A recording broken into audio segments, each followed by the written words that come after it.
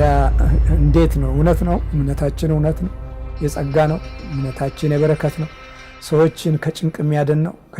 ችግርን የሚፈታ ነው። እምነታችን እንዲህ ነው። ፈቷል። የመናፍስት አባዜ ትውልዳችንን ሲጫወትበት እኛ ተጨማሪ መከራዎች አይደለንም። በሰይጣን የደነቆረውን በሰይጣን ህይወቱ የተበላሸበትን ስንደርስ አትድረሱ አይደለም የምትሉት። ሰይጣንን አትንኩት እዛው ይቀመጥ አይደለም የምትሉት። በህይወቱ ያለው ጉዳትን ለማየት ዝቅ ብሎ ለመመልከት ምን ያህል አቅም አግኝተናል? የለም። እምነታችን ወድቋል። የመደማመጥንና የምትናገረውንም ቋንቋ ሽልቹና ደካማ ያደርገዋል። ክብር የጎደለው ንግግር እና ሐሳብ ስታፈልቅ ከውስጥህም ከውጭም ክፉ ጠላት አብሮ ስለሚናገር ክብር የራቀው ድምፅ ይሆናል። አቤት ብትል አቤቱታ አይሰማም። ብትመክር ብትዘክር አይሆንም። ከውስጥህ ክብር ጎሎ በጠላት በኩል የወጣ ቃል ነው። ጠላት ከውስጥ በኩል አድፍጧል። በትውልድ ልቦና ውስጥም ለመያዝ እድል ታጣለ። ከፍጥረታችን የቁጣ ልጆች ነበር ያለው በዚህ በተፈጥሯችን ላይ ክፉ ኃይል እንዴት እንደሚነግስ ለማስረዳት የተጠቀመበት ኃይለ ቃል ነው። ከፍጥረታችን የቁጣ ልጆች ነበር። ዛሬም የቁጣ ልጆች ነን። ተከባብረን አናቅም፣ ተወዳጅተን አናቅም። ተማምተን ተጠላልተን ተነካክሰን የምንራመድነን፣ ለጊዜያዊ ጥቅም ራሳችንን የምንሸጥ የምናታልልነን፣ በፍጹም መንፈሳዊ ሞራልን ለትውልድ ለማቆየት እድሉን ያጣን የተስገበገብን እና ውስጣዊ የህይወት መራቆት ያየለብን የመከራ ልጆች ነን። መከራ የምንሰማ ችግርና ስቃይን የምንሰማ ጣዕረ ሞት ያየለብን ወገኖች ነን። ለምንድን ነው? ዛሬም በተፈጥሯችን የቁጣ ልጆች ነን። መሪዎችህ አያከብሩህም፣ ትውልዶችህ አያከብሩህም፣ ቤተሰብህ አያከብርህም፣ እውቀትህ አያስከብርህም፣ ጥበብህ አያስከብርህም፣ ፍላጎትህና ድካምህ ሁሉ አያስከብርህም። ሁሉ ክብር የራቀው ስለሆነ ለብቻህ ቁጭ ብለህ ትቆዝማለህ። አንዳንዶቻችን እናለቅሳለን፣ አንዳንዶቻችን እናማረራለን፣ አንዳንዶቻችን በተስፋችን ውስጥ ያለው ጨለማ በርትቶ ሞት እንመኛለን። መራራ ወደሆነ መንገድ ለመሄድም ህይወታችንን እናዘጋጃለን። አንድ ነገር ደግሞ አስታውሱ። ለምንድን ነው ተምረን ወደ ድንቁርና የምንሄደው? ለምንድን ነው በየጊዜው በየሰዓቱ የህይወት አቅጣጫዎቻችን ግቡን የሚያጡት? ለምንድን ነው በኢኮኖሚያችን ተባርከን ለሌሎች የምንተርፍበትን ሞገስ ያጣ ነው ስንል፣ በመጀመሪያ ደረጃ ለዚህ የመናፍስት ጉዳት ህይወታችን ከእግዚአብሔር ቃል ጋር ተቃኝቶ ስለ ጠላታችን ምስጢር ለመረዳት አቅም አጥተን ነው። በውጭው በፍልስፍና ከሌላው የባዕዳን ትምህርት በተማርነው መሰረት የማንነታችንን ዋስትና ነጥቆናል። በሁለተኛ ደረጃ ባህሪያችን ለዚህ ለመንፈሳዊ ነገር ወደ ውስጥ ለማየት ዝግጁ አይደለም። ሌላው ከኋላ በኩል የመጣውን የህይወት ጋግርት አፈዛ ድንግዝ እና የህይወት ዳፍንት በደንብ ለመረዳት ዝግጆች አይደለንም። ግን ከህይወታችን ጋር አለ። ህይወታችን በየጊዜው ሲመሰቃቀል፣ አቅጣጫውን ሲስት፣ አቅሉን አጥቶ ሲባዝንና ሲደክም ለማስተዋል ጊዜ አላገኘንም። ለዚህ እግዚአብሔር ማስተዋሉን ይስጠን። አይነ ጥላ 14 ስቃዮችን በባህሪያችን ውስጥ ያስቀምጣል። አንደኛ ክብርህን ይጥላል። ክብርህን መጣል፣ መንፈሳዊ ክብርህን ከህይወቱ ውስጥ ሳታገኘው በምትቀርበት ጊዜ ከውጭ ክብርህን ስትፈልግ በብዙ መንገድ ትማስናለህ። ለምን አልተከበርኩም ብለህም ትሰቃያለህ። ክብርህም በራስህ ስጋዊ ፍላጎት ስትሻ አምባገነን፣ ክፉ፣ መሰሪ፣ ተንኮለኛና ጀብደኛ እንዲሁም ደግሞ ምስጢራዊ ሴረኛ ሰው ለመሆን ህይወትህን ጠላት ያዘጋጀዋል። ምክንያቱም መንፈሳዊ ክብርህ ከውስጥ ሲጠፋ ዝቅ ማለትን አልለመድክም። ቃልን መስማት አላዘወተርክም። የአባቶች መንፈሳዊ ጉዞና ረድኤት ለማወቅ ዝግጁ አይደለህም። ያን እንደ እውቀት ነው የምታየው እንጂ በውስጥ ህይወት ውስጥ በመታዘዝ መንፈስ ለመመራት አቅም የለህም። ስለዚህ መጀመሪያ ክብርህን ይጥላል። ያ ክብርህ መንፈሳዊ ክብር ነው። መንፈሳዊ ክብር ደግሞ በጸሎት በአምልኮት የሚያድግና እግዚአብሔርን ቃል በመስማት ሁል ጊዜ ህይወትን የሚያድስ መንፈሳዊ ጸጋ ነው። መንፈሳዊ ራሱ ክብር ራሱን የቻለ የህይወት መርህ ነው። ክብር እናትና አባትን አክብር የሚለው ቃል እድሜን እንደሚያስረዝም፣ ከታሪክ እንደሚያገናኝ፣ ከተስፋህና ወደፊት ከምትፈልገው ምርጫዎች ጋራ በምርቃት በኩል ሰፊውን የህይወት ዋስትና ሊሰጥ የሚችል የመንፈስ ቅዱስ ጠባቆት ከህይወት እንዲኖር የሚያገዝ ነው። ክብርን ይጥላል። በኤሊ ዘመን የእግዚአብሔር ክብር ወድቆ ነበረ። ስለዚህ የኤሊ ልጆች የወለዱት ልጅ ስሙን ካቦድ ለኤሎሂም፣ ለእግዚአብሔር ክብር ይግባው። ካቦድ ለኤሎሂም፣ ካቦድ ኤሎሂም ኢማኑ፣ ካቦድ ኤሎሂም ኢማኑ፣ የእግዚአብሔር ክብር ከኛ ጋር ይሁን። የእግዚአብሔር ክብር ከኛ ጋር ሲጎድል ከህይወታችን ጋር ልምምዶቻችን ስጋዊ ይሆናሉ። ስጋዊ ብቻ አይደለም መናፍስታዊም ይሆናሉ። ስለዚህ አይነ ጥላ በአንደኛ ደረጃ መንፈሳዊ ክብርህን ይጥልብሃል። የካቦድ የተወለደው የእግዚአብሔር ክብር ስለለቀቀ ታቦተ ጽዮን ተማረከች፣ ኃይሏ ዝም አለ። ክፉ ትውልድ እስኪያልቅ ድረስ የእግዚአብሔር ክብር አልተገለጠም። የ60ው ዘመን ትውልድ እስኪያልቅ ድረስ የእግዚአብሔር ክብርም ዝም ብሎናል። ምክንያቱም አምላክ የለም ብለን ነበር። በአምላክነቱ ላይ ተሳልቀናል። በቤተ እግዚአብሔር ላይ ያሾፈናል። ከዛም አልፎ ተርፎ ደግሞ በቃሎቻችን ውስጥ እርግማንን አዘውትረን ይዘናል። ይሁደም የምትለዋ ቋንቋችን ይሄው ብዙ ነገር ታሪክም፣ እምነትም፣ መንፈሳዊ ጉዞም፣ ሐሳብም፣ ትውልድም እየወደበ መሆኑን አዝመራውን ዛሬ እያጨድን ነው። ቀደም ብለው የዘሩትን ዛሬ በማጨድ ላይ የምንገኙ ወገኖች ነን። ስለዚህ አይነ ጥላ ክብርህን ነጥቆሃል። የምትደማመጥበትን፣ የምትስማማበትን፣ የምትፈቃቀርበትንና በመልካም ሐሳብና ምኞት እርስ በርስ የምንተጋገዝበትን ኃይል ነጥቆናል። አየ እንዲህ ያደርጋል። አይነ ጥላ እንዲህ ነው የሚያደርገው። ለአይነ ጥላ መግባት መንስኤዎቹ ምንድናቸው ብላችሁ ሁል ጊዜ ልትጠይቁ ትችላላችሁ። ለአይነ ጥላ መኖር መንስኤዎቹ የእናት አባቶቻችን የቅድመ ቅምቅም አያቶቻችን ከዛም አልፎ 7፣ 8፣ 9፣ 10፣ 12 እና 15 ትውልድ ድረስ ተሸጋግሮ የሚመጣ የባዕድ አምልኮት ጣዖት በንስሐ ስርየት ያልተወገደ ወይም በጠላትነቱ ላይ ለማወቅም ሆነ ስለ መናፍስቱ ጉዳት ለመረዳት አቅም ባጣ ትውልድ ላይ እጁንና ክንዱን ዘርግቶ በከፍተኛ ሁኔታ አብሮ ተወልዶ አብሮ አድጎ አስተሳሰቡ፣ አካሄዱ፣ ምኞትህ አድርገህ እንድትራመድ የሚገዛ መንፈስ አይነ ጥላ ይሆናል። አይነ ጥላ ማለት መጋረድ ነው። ክብርህን ይጋርዳል።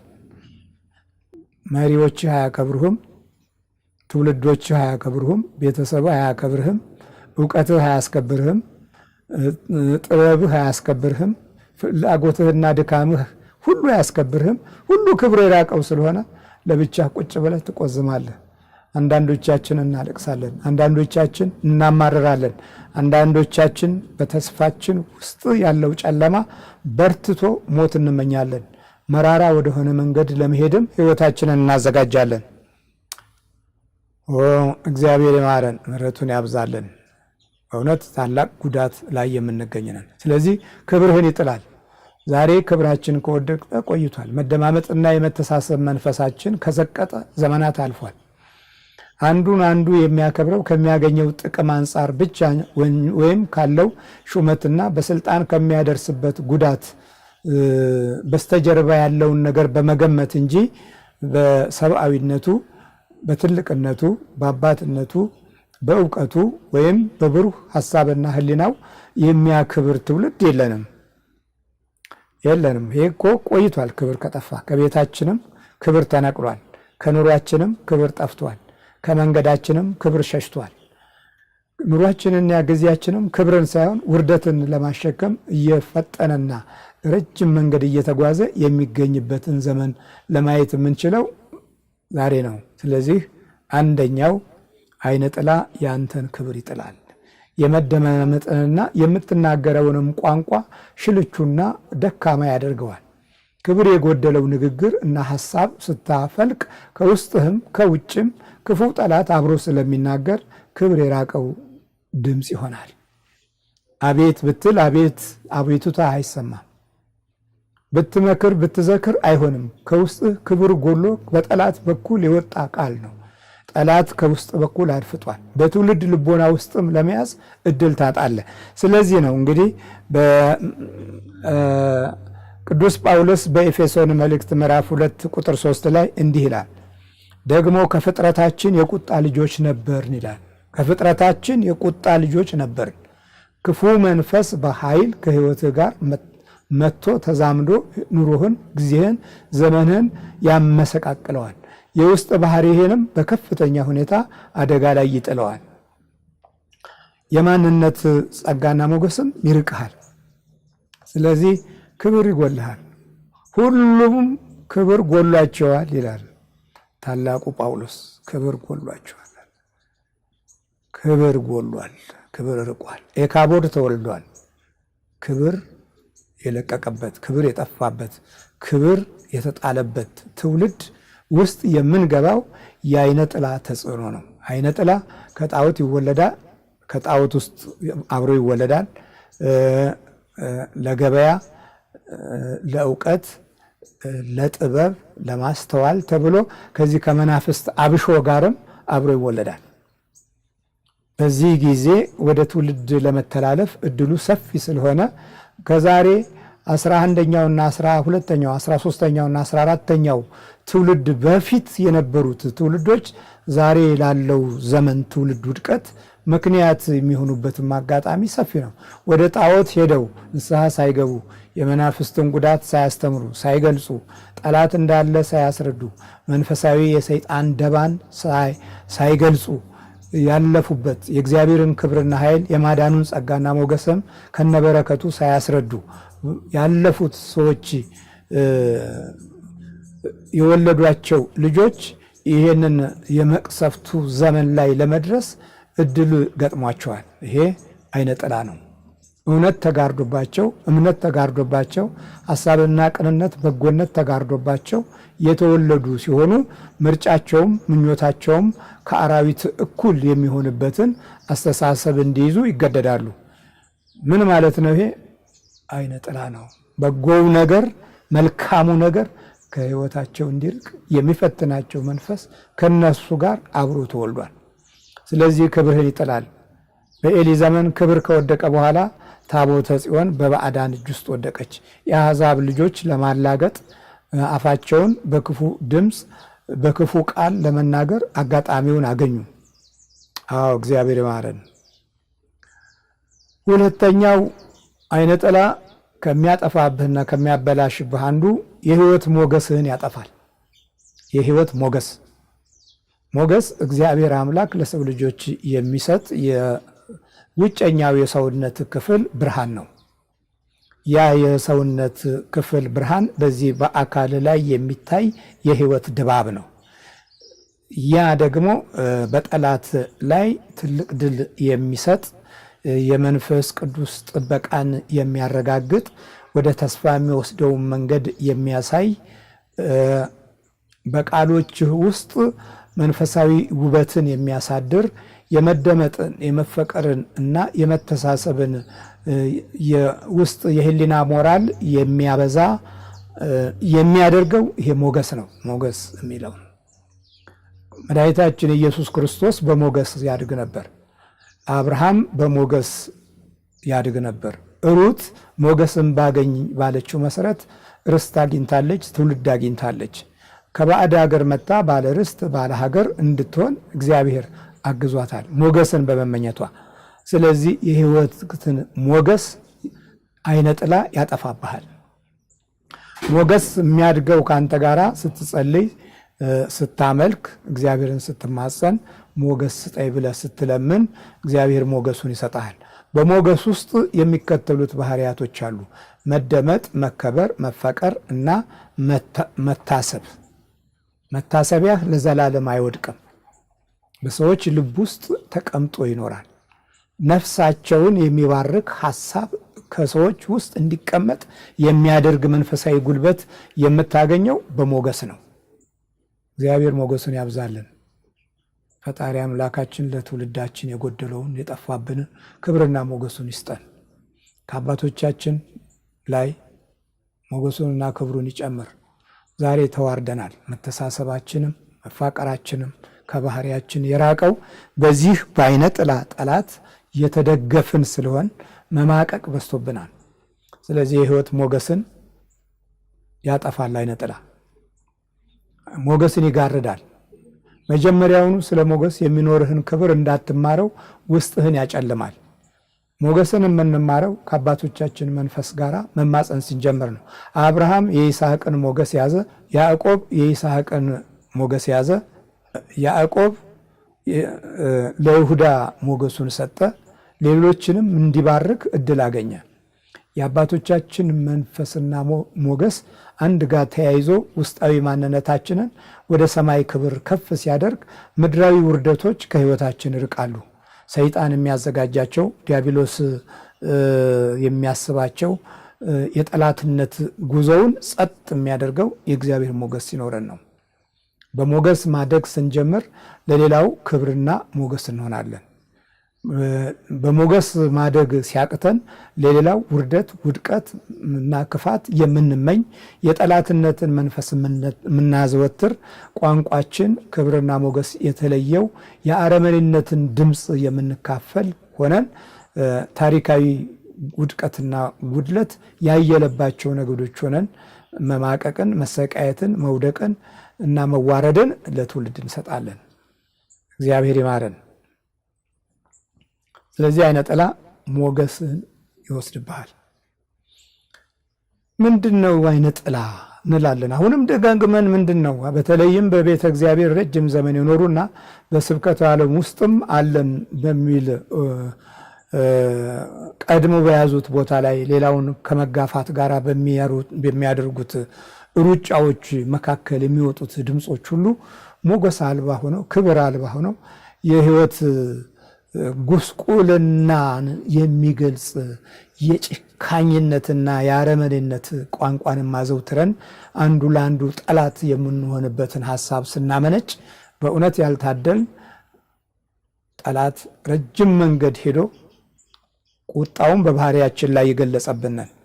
እንዲህ ነው ያለው ቅዱስ ጳውሎስ። በሕይወታችን ውስጥ የሚያየው ነገር አለ። ፍጥረታችን የቁጣ ልጆች ነበር። በፍጥረታችን የቁጣ ልጆች ነበር። እንደውም ከፍጥረታችን አይቶታል። ውስጡን አየ። ውስጥ ያለውን ጠላት አይቶታል። የውስጥ ጉዳታችንን ተመልክቶታል። የውስጥ ውድቀታችንን አይቶታል። ስለዚህ የቁጣ ልጆች ነን አለ። አሁንም ዛሬ የቁጣ ልጆች ነን። ቋንቋችን መልካም ነገርን የሚለግሱ የሚያወጡም አይደሉም። ሞገስ ስለራቀን ክብር ወድቆብናል። የመከባበር መንፈሳችን ለዘመናት ተለይቶናል። ስለዚህ ተፈጥሮም አላከበረንም። ሰማዩም ደመናውም ሊታረቀን አልቻለም። ጊዜውም ዘመኑም ከባህሪያችን ጋር እንደተጋጨ ነው። በዘሌዋውያን ምዕራፍ 18 ላይ ርኩሰት በበዛ ጊዜ ነዋሪዎቿን ምድሪቱ ትተፋለች ይላል እና የሕይወት ሞገስህን ያጠፋብሃል ዲያብሎስ። ሙሴ ሞገስ ነበረው።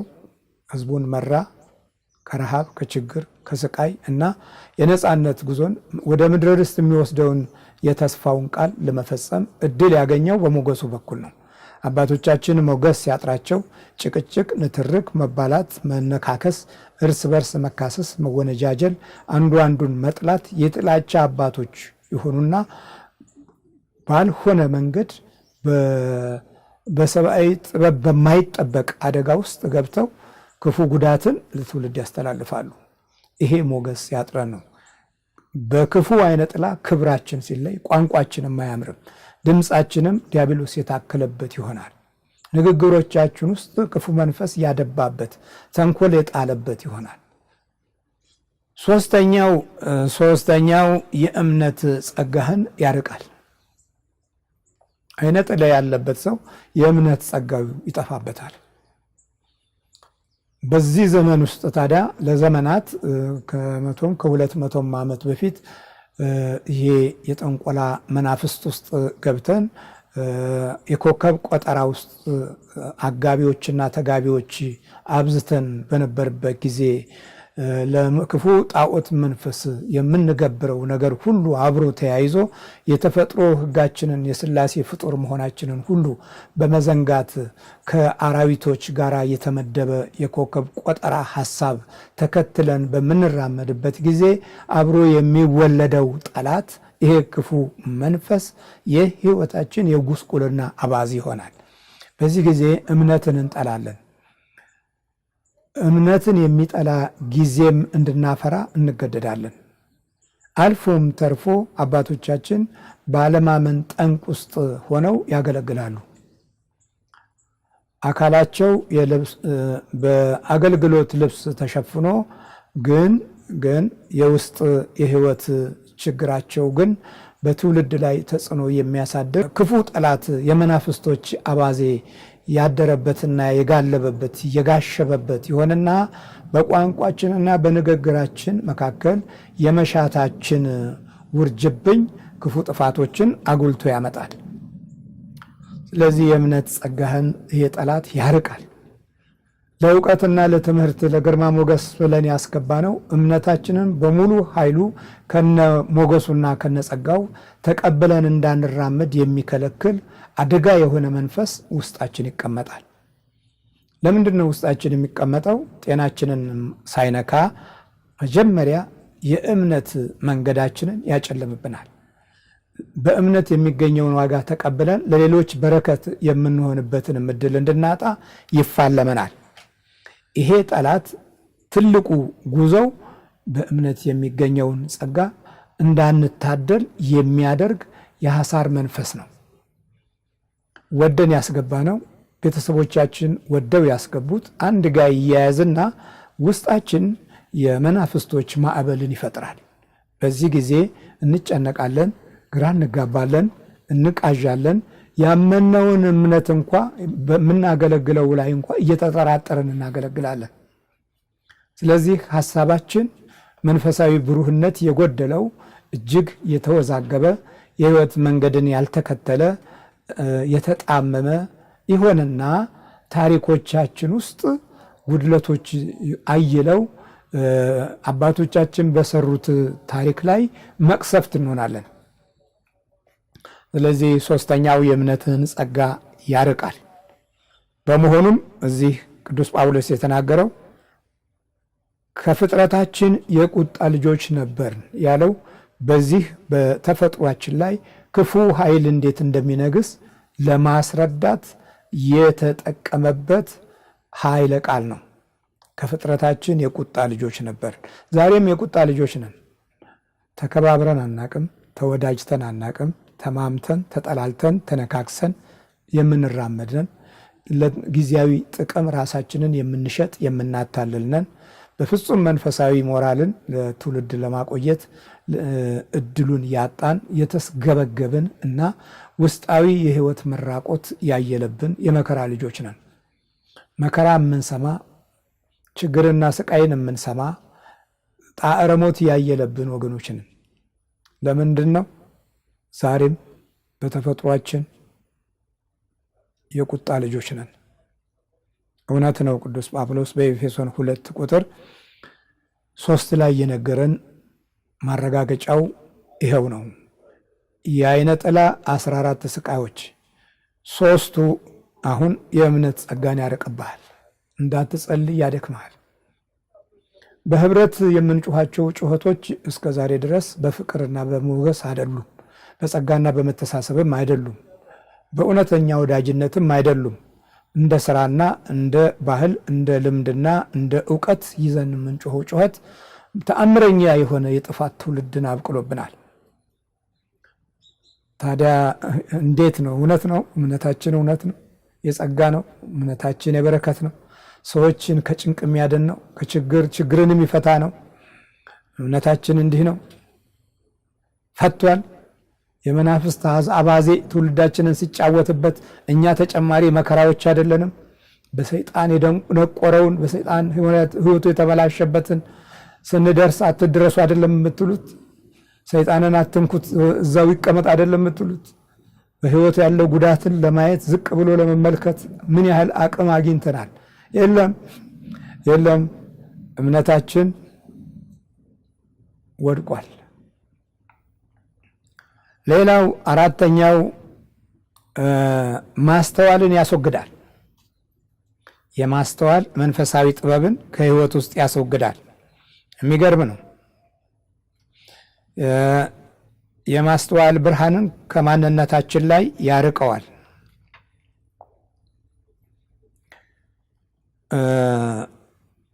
በቲቶ ምዕራፍ 3 ቁጥር 3 ላይ እኛ ደግሞ አስቀድመን የማናስተውል ነበርን ይላል።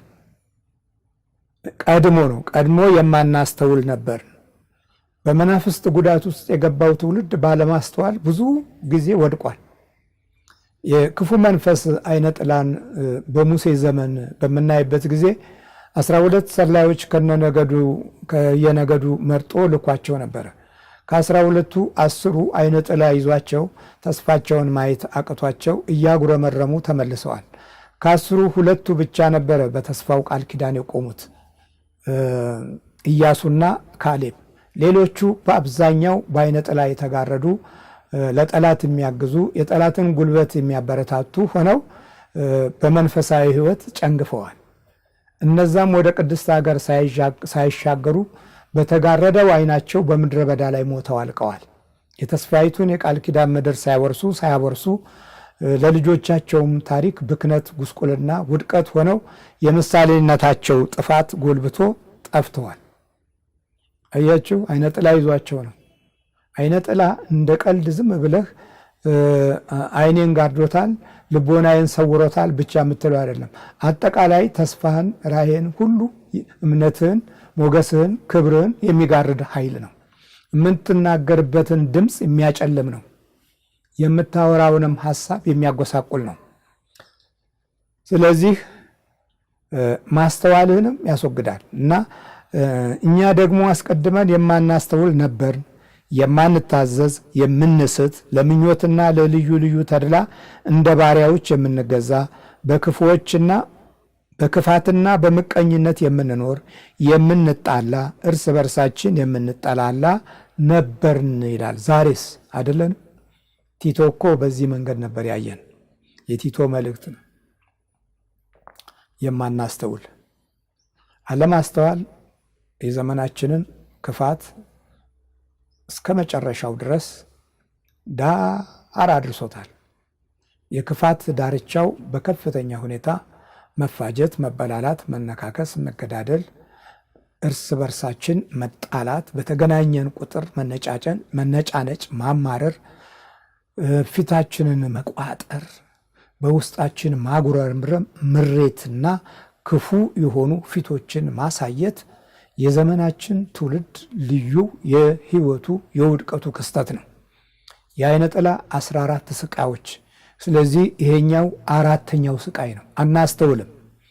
የሌላው ጉዳታችን አይደለም። የመንፈስ ስቃይ ሌሎች ላይ በደረሰበት ልክ ልጆቻችን ላይ እስኪደርስ የምንጠብቅ፣ ዛሬም ልጆቻችን ላይ ደርሰው ፈዘው ደንግዘው በተለያየ አይነት ህይወታቸው በመናፍስት ሱስ ተጠምደው የዲያብሎስ አጋዥነት ባለበት ምኞት ውስጥ ወድቀው ሲባዘኑ፣ ከህይወታቸው ተጣልተው፣ ከቤተሰብ ሲጣሉ፣ ከኑሯቸው፣ ከጊዜያቸው፣ ከተስፋቸው ሳይገናኙ የምናያቸውና የምናሳድጋቸው ትውልዶች ራሳችን ያመጣ ነው፣ ባለማስተዋል ያካበት ነው የጥፋት መንገድና ጊዜና ዘመንን ለዲያብሎስ ሰጥተን ተኝተን ያመጣ ነው ውድቀት ነው። እግዚአብሔር ምሕረቱን ያብዛልን። አናስተውልም። ስለዚህ እኛ ደግሞ አስቀድመን የማናስተውል ነበርን ይላል። አሁንም ነን። ቡዳ በልቷት ስትጮህ እንቀልዳለን። ካህኑም ይቀልዳል፣ መነኮሳቱም ይቀልዳሉ፣ አባቶችም ይቀልዳሉ። አይነ ጥላ ሲያርገፈግፈውና ሲያሰቃየው ይቀልዳሉ። እኛ በህይወት ጉዳት ውስጥ ገብተን ከመናፍስቱ ጋር መከራችንን ስናይ በርታ፣ አይዞህ የሚል አባት መጥፋቱ፣ የተቀመጥንበት ወንበር፣ የወጣንበት ስልጣንና ማዕረግ ክፉ ጫና ያለበት በአይነ ጥላ ግርዶሽ የተጋረደ ኃይል ያለው ነው። ኃይሉ ጥፋት ነው። ኃይላችን ምቀኝነትን ለማጎልበት፣ ጥፋትን ለማበረታታት እድለኞች ነን። በዚህ ክፉ ሁኔታ ውስጥ እንድንገባ ጊዜው፣ ዘመኑ፣ ወንበሩ፣ ማዕረጉ ረድቶናል። እግዚአብሔር ይማረን።